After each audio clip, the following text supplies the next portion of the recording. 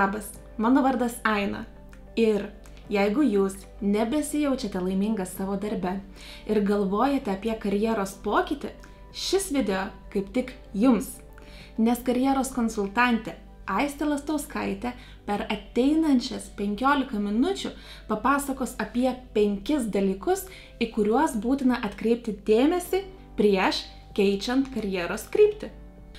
Sužinosite, kokių klaidų vengti renkantis naują karjerą ir ar tikrai geras atlyginimas garantuoja sėkmingą ir pasitenkinimą teikiantį darbą. Papasakosime, kokia moksliškai įrodyta baimė egzistuoja naujo darbo paieškose, kuri gali pakišti jums koją, priimant teisingą ir jums palankų sprendimą. Na ir žinoma, lektorė papasakos apie jau minėtus 5 pagrindinius dalykus, kuriuos reikia sužinoti arba išsiaiškinti apie save, renkantis naują karjeros kelią. Ir galiausiai sužinosite, kaip asmeninės charakterio savybės, tokios kaip jūsų silpnybės, stiprybės ir vertybės, gali jums padėti ieškant tinkamos ir pasitenkinimą teikiančios veiklos. O jeigu norit sužinoti, kaip galite sutaupyti daugiau laiko ir nervų, bei lengviau instruktuoti darbuotojus, atsisakant visų popierinių instrukcijų ir žurnalų, po šiuo video rasite nuorodą. Spauskite ir pažiūrėkit, kaip DASATA, darbo saugos e-sistema, padeda sklandžiau įgyvendinti darbo saugos ir sveikatos reikalavimus. O dabar spaudžiam prenumeruoti ir nykščio mygtuką esantį apačioje. Taip padėsite YouTube algoritmui. Na kągi, perduodu žodį Aistei. Tai krypties pasirinkimas, ar ne? Pirmiausia, aš tai noriu pašnekėti apie klaidas, kurias žmonės daro, kai renkasi karjeros kryptį. Pavyzdžiui, sugalvoja, kad nori keisti darbą, arba nori keisti įmonę, arba iš vis nori keisti specialybę. Ir tada atsisėda ir pradeda galvoti, ko aš norėčiau būti. Ir labai dažnai daro klaidą, kad galvoja apie pinigus. Tai kiek aš čia uždirbsiu, kuri čia jau ta pozicija bus ta, kur aš gerai gausiu atlyginimu. Ir čia yra klaida numeris 1, nes tu gali dirbti ir kentėti, ar ne, ir taip sakant, tave gali nupirkti tik trumpam laikotarpiu. Ir tas trumpas laikotarpis tai dažniausiai yra iki metų.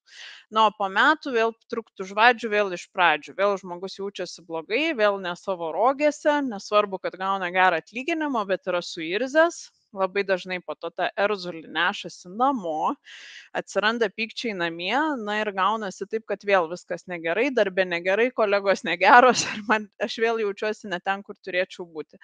Tai renkantis karjeros kryptį, pinigus iš vis reikia pamiršti. Nes jeigu atrasit tą savo sritį, kur gerai jaučiatės, tai tie pinigai ateis savaime. Ir čia nėra kažkoks išmislas, daug žmonių gali patvirtinti, kurie jaučiasi gerai savo darbe, kad tikrai atsiranda ta proga ir užsidirbti. Antra tokia klaida didelė, tai yra, kad ties sprendimas dažnai būna vedinas kažkokiam baimėm. Netgi yra įrodyta, kad žmogų apima panika, kai jisai ieško darbo ir neturi darbo maždaug 2-3 savaitę. Tai pavyzdžiui, jūs pradedate ieškoti darbo, jūs dabar nedirbat, tai visiškai normalu, kad 2-3 savaitę jūs apims baimę neturėti darbo. Tai yra tiesiog natūralus procesas. Ir ką tada žmonės daro, kai jie išsigąsta, jie puola siųsti CV bet kur, aplikuoti bet kur ir eiti dirbti bet kur. Jeigu ir pasipuola ta galimybė eiti dirbti, tai ima bet ką ir vėl įsisuka, taip sakant, į tą ratą, sako, čia trumpam. O tas trumpam, kaip ir žinom, kaip ir tvorą trumpam pastatom, jinai gali stovėti 10 metų, tai taip ir su darbu yra. Kad jeigu galit pradėti tik trumpam, kartais tas trumpam pavirsta į kelis metus iš eilės ir vėl pereinam į baimę daryti pokytį. Tai tokia irgi didelė baimė, kuri dažnai žmonės užvaldo ir čia yra visiškai normalu, nes netgi namie kažką keisti, pavyzdžiui, persikraustyti iš vieno buto, ten pirkti mašiną, irgi yra baimės pokyčiui jausmas. Ir jisai visiškai normalu, kad yra ir keičiant tą darbą, poziciją, dėl to, kad bet koks pokytis kelia stresą ir natūralu, kad atsiranda baimė. Ir trečioji būtų, kad nepripažins manęs aplinkiniai. kad aš būsiu nepripažintas, kaip aš čia dabar būsiu bedarbis arba tas, kuris ieško savirealizacijos. Ir atsiranda baimė būti tiesiog nepripažintam ir tada mes irgi pasitraukiam iš to savo karjeros krypties ieškojimo arba įsitvirtinimo toj srity. Na, o trečia problema yra, kad būna žmonės nepažįsta savęs, nežino, kokie jie yra ir tada paskaito darbo skelbimą ir nori įtikti. Nori būti tokie, kokio ieško tas darbdavys. Jau ten parašyta, koks komunikabilus. Na ir bando apsimesti, kad yra komunikabilus, nors yra intravertai. Ir aišku, tu gali trumpuoju laikotarpiu suvaidinti, ką tik nori, bet galiausiai tau su tuo noru įtikti ir tai, ką tu suvaidinai, reikės gyventi ir galiausiai vis tiek išlysti paviršių, tai kad tu jauti nepasitenkinimą. Tai noras įtikti turėtų būti nuošaly ir aplinkos įtaka irgi kiek galima labiau atsiriboti. Nes ką žmonės daro, jie mėgsta patarinėti. Ir jeigu jūs neturit darbo, nu tai tada kiekvienas draugas, artimas, kolega buvęs būtinai patars. Va, čia tu eik dirbti tą ir tą. Ir dar sako, gerai apmokama. Arba sako, va, aš girdėjau, ten ieško tokio ir tokio specialisto, tu pabandyk suaplikuoti. Ir atsiranda tiek daug to tokio pašalinio triukšmo, kad žmogus pasimeta ir vėl pameta tą savo kryptį. Tai reikia labai taip reflektuoti ir nepasiduotom 3 pagrindiniam klaidom. Na, o ką reikia žinoti apskritai prieš pasirenkant tą karjeros kryptį, tai ir sudarinėjant asmeninius žemėlapius, kai žmonėm padedu aš atrasti tą kryptį, tai yra visiškai tie patys 5 dalykai, va dabar apie kuriuos aš šnekėsiu. Ir dar manęs dažnai klausia, pavyzdžiui, ar aš negaliu pats sugalvoti, žinoma, visiškai puikiai jūs galit. Tai reikia skirtam laiko, atsisėsti ir atlikti savianalizę. Tik tai, kada kreipiamas į konsultantus, tada, kada patiem neišeina, nes, natūralu, kad mes į tokią buitį puolę, vaikai namai valgyt ir neatrandam laiko reflektuoti ir šiek tiek susimastyti, ką mes iš tikrųjų norim veikti, bet tai galima padaryti ir pačiam ir reikia tokius 5 dalykus išsiaiškinti ir aš pabandysiu juos aptarti dabar. Tai pirmasis yra mano stiprybės.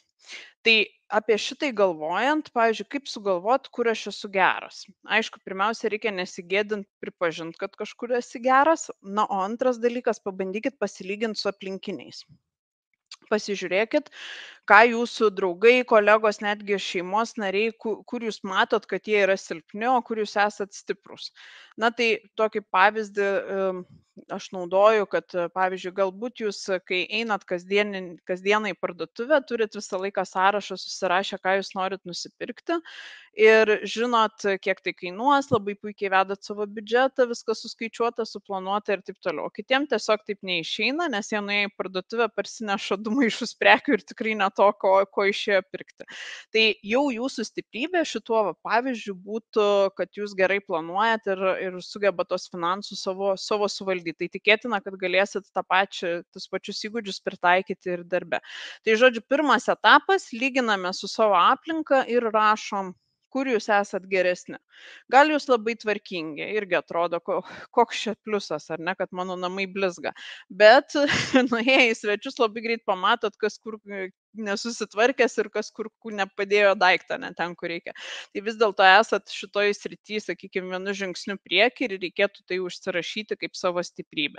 Tai čia numeris 1. Antra dalis, tai yra savo silpnybės, bet šitoj vietoj tai netokios, kad ten aš kažko nemoku, nes dažnai būna, norėčiau ten dirbti finansų skyriui, bet nemoku apskaitos tvarkyti, nes niekada nebuvau jokiuose buhalterių kursuose ir taip toliau. Ir užrašo, čia mano silpnybė. Tai čia nėra silpnybė.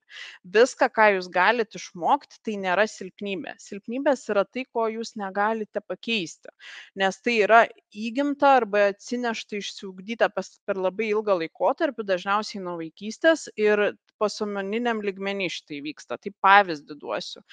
Na, sakykime, turėjus esu klienčių, kur sako, kad jeigu man būna labai kažkoks svarbus įvykis gyvenime, pavyzdžiui, ten nueiti pasų poskyrių pasimti pasą arba ten nueiti kažkokį egzaminą laikyti, aš būtinai pamiršiu, kad man tai reikia padaryti. Ir taip yra todėl, kad pasąmonė yra išmokus blokuoti stresinės situacijas, tiesiog užspaudžiant tą prisiminimą ir žmogus natūraliai neprisimena, ką jam reikia padaryti. Tai va čia jau yra silpnybė ir reikėtų pritaikyti darbą, kad šita silpnybė nekištų kojos, pastoviai pasiekti rezultatus. Na, galima ir daugiau tų pavyzdžių padaryti, bet esmė yra, kad tai yra natūralus žmogaus būdas. Jisai to pakeisti jam nepavyks, nes tai natūraliai atsiranda ir reikia labiau darbą adaptuoti prie šitų silpnybių, o ne bandyti iš tų silpnybių kažką išlipdyti, nes labai ilgas procesas tam yra. Na ir trečiasis elementas, tai ta rolė komandoje. Jų yra įvairių skirstimų, būna palei spalvas, skirsto palei pavadinimus ir taip toliau, bet iš esmės reikia suprasti, kokia jūsų ta rolė. Ir dar būna sako, kad ypač mamos po mamų atostogų sako, nu aš jau 4 metus nedirbu, kokia čia rolė gali būti. Tai jinai gali būti, nes mes vis tiek turim tą socialinę aplinką ir vis tiek bendraujam su kitais žmonėm. Tai kai tik išeinat iš namų, jūs jau bendraudami su kitais kažkokią rolę užsiemat. Ar tai galėtų būti darželio mamų taryba, ar tai galėtų būti kažkoks tai sporto klube užsiėmimas, kurį pastoviai lankot ir kur turit žmonių ratą aplink save, ar ten šokių būrelis ir taip toliau. Visur santykėje su draugais, su išorė, su socialinė aplinka mes turim rolę. Ir tą rolę reikia suprasti dėl to, kad jinai irgi labai svarbi pasirenkant darbą. Nes pavyzdžiui, jeigu yra žmogus specialisto rolėje, jisai dažnai labai mėgsta gilintis į detalės, bet nemato to platesnio paveiksliuko. Tai jisai, pavyzdžiui, gali labai gerai atlikti savo darbą, bet jisai nemokės susijęti savo darbo su kitus skyriaus užduotimis. Tai ir jeigu jo užduotis, sakykime, bus valdyti projektą, kur reikia matyti visų skyrių vientisą darbą ir užtikrinti, kad visi padarytų viską laiku, tai jau specialisto roliai žmogus nesusitvarkys su tom užduotim arba pastoviai bus kliurkos, pastoviai kažkas nedadaryta, kažkur vėluos ir taip toliau.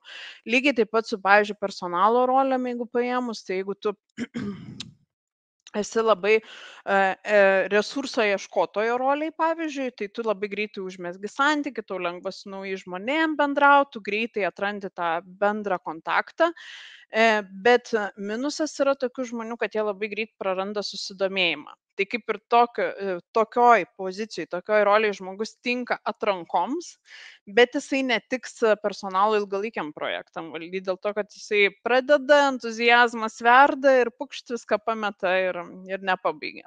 Tai ta rolė komandoje irgi labai svarbi suprasti, nes palei tai gali parinkti darbo tam tikrą poziciją ir bent jau pasistengti išvengti, kad tavo didžiąją dalį darbo užduočių nesudarytų užduotis, kurios prieštarauja tavo komandiniai roliai. Taip, ketvirtas elementas tai būtų vertybės. Tai šitą bandau paaiškinti taip, kad būna, pavyzdžiui, bendraujat arba susitinkat žmonės ir būna, kad jie erzina. Dar toks žodis naudojamas trigerina. Sako, jis man nepatinka. Arba tik pamato tą žmogų ir sako, man jis nepatinka. Nors nei pabendravo, nei žino, kas tas žmogus yra. Tai tas nepatinka atsiranda iš to, kad tas žmogus nesilaiko jūsų vertybių. Na tai pavyzdys toks paprastas yra, sakykime, jeigu mano vertybė yra logika arba tvarka. Paimkim tvarką. Kad aš mėgstu, kad viskas būtų tvarkinga, ar ne, ir ypač dokumentuose, kad būtų visa reikalinga informacija. Ir jūs turite tokią kolegą, kuris yra chaotiškas ir nesugeba tos tvarkos išlaikyti net ir darbe arba savo aplinkoje. Tai tokio žmogaus natūralu, kad jūs jau iškart nemėgsit, nes jisai nesilaiko jūsų vertybės. Bet jeigu jūs žinot savo vertybės ir galit suprasti, kodėl vienaip ar kitaip jis trigerina, tada yra lengviau tiesiog priimti tos skirtumus tarp žmonių, kas irgi yra labai svarbu darbo aplinkoje, nes jūsų vertybės neturi susipinti arba labai prieštarauti įmonės arba tos komandos vertybėmi, kurią jūs einat dirbti. Na ir penktasis elementas, tai ką mes atsinešam iš vaikystės, labai dažnai mes atsinešam arba kažkokį tai labai gilų jausmą, kuris dažnai būna arba tokia perdėta atsakomybė, arba kaip žmonės, pavyzdžiui, perima darbus iš kitų, būna aš padarysiu, jie tarsi nori labai įtikti ir būti geri, tai čia irgi būna atsinešta iš vaikystės, arba atsipalaidavimo metodas, pavyzdžiui, taip kaip vaikystėje atsipalaiduodavo, taip dabar gali pritaikyti tą patį metodą darbe. Tai irgi labai svarbu, kad suprastumėt, kur jūsų, sakykime, probleminės sritis yra ir kur reikia save kontroliuoti darbe ir mokėti išlaviruoti, reflektuojant į tai, kad vis dėlto tai jūs atsinešėt, bet galit pakeisti. Va šita vieta yra galimai pakeičiama, esant norui ir esant tinkamam suvokimui. Na ir kai jau žinot tos 5 komponentus, tada galite atrasti jau tą savo vietą, tą savo rolę, bet kuriam skyriui. Dėkoju Aistė ir sveikinu visus, kurie pažiūrėjote šį video iki pat pabaigos. Atsidėkodami galite paspausti patinka mygtuką video apačioje. Na ir kaip minėjau anksčiau, šio video aprašyme jūsų laukia nuoroda. Spauskite ir pažiūrėkit, kaip visiškai nesunku Dasatoje registruoti ir sekti jūsų darbuotojų saugą ir sveikatą įmonėje. Na, o jei norite matyti daugiau tokių video, spauskite prenumeruoti mygtuką ir apsilankykite mūsų YouTube kanale, kur jums jau dabar priruošta daugiau nei 80 panašių video edukacijų. Dėkui ir iki pasimatymo.